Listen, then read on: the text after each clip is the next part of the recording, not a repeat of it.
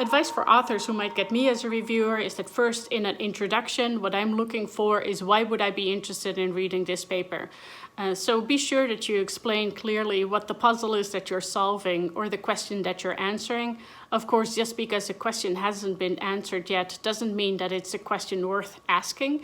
And so explain that to the reader as well. What I also look for is, do you cite and acknowledge all the relevant literature that exists in the field?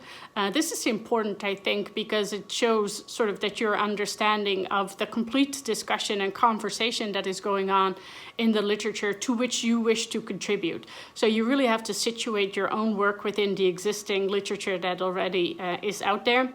I also review a fair amount of empirical papers for Business Ethics Quarterly, and there I would urge authors to make sure that, for instance, if you use a measure that measures unethical behavior, that you cannot produce just arguments in your theory and your introduction about why ethical behavior happens, because the causes of ethical behavior are not necessarily the same as the causes of unethical behavior.